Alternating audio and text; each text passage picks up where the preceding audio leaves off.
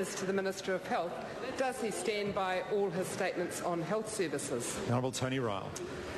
Yes, including the statement that the Labour Party doubled spending in health and got a lot less for it. The Honourable Ruth Dyson. What does he say to the 83-year-old woman who was trapped half in and half out of her bed with just a cotton hospital gown on, no singlet, no cardigan, who could not get the attention of a nurse because they were too busy, and she was discovered freezing by her family when they went to visit her in Auckland Hospital last week? The Honourable Tony Ryle. Mr. Speaker, I would be concerned about that case if that is the full story, but the member isn't helping that person by not giving me the name and details as her other colleagues do so that I can look into it. What I can say is that the government has put an additional $60 million into the Auckland District Health Board. The Honourable Ruth Dyson.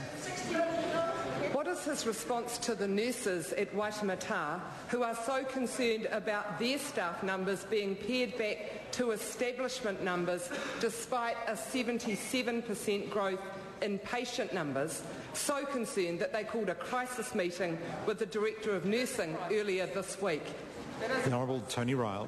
Mr. Speaker, I would say to those nurses that we in the government inherited a very difficult situation at Waitemata District Health Board where under the previous government people languished under fluorescent light bulbs in the emergency department for up to 35 hours. That no longer happens at Waitemata DHB, and what I can tell the member is we have put an additional $53 million into the Waitemata DHB. Michael Woodhouse. Speaker, supplementary to the Minister of Health, what reports has he seen of other improvements to frontline services? The Honourable Tony Ryle. Speaker, the House might recall that the government invested an additional $48 million over 4 years in ambulance services, including adding 100 paramedics. I'm pleased to advise the House that we are almost halfway through hiring those extra paramedics. This has allowed more double crewing for call-outs in some areas, far in excess than under the previous government, such as in Whanganui from 66% to 92% of call-outs, in Whakatane from 19% to 54%, in Hastings from 63% to 88%, and in Waiuku from 27% to 77% of call-outs now being double crewed. We expect to see further improvements in frontline ambulance services with the second phase of the rollout of the 100 paramedics. The Honourable Ruth Dyson. How does his categorical assurance to this House that all older people in Otago and Southland would be offered reassessments before their home support was cut relate to the situation of an 81-year-old Mosgiel woman who was assessed by phone 2 months ago, had her home help cut from 2.5 hours a week to 1.5 hours a week, and last week got a letter telling her it had now been cut completely? The Honourable Tony Ryle.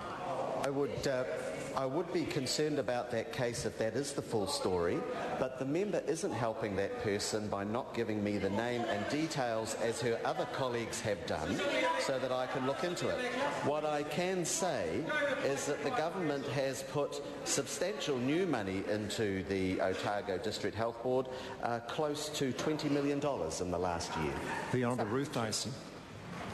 What explanation will he give to the 83-year-old woman from Paraparaumu who is paralysed on her right side, has been receiving help for heavy cleaning in her house, who received a phone call from a woman from Capital and Coast asking how she was coping, only to be told that she was going to lose all support services forthwith, and that this was being done on instructions from the government? The Honourable Tony Ryle. Mr. Speaker, what I would say to that member is that that would be concerning if that was the full story, but the member isn't helping that person by not giving me the name and details as her other colleagues do so that I can look into it.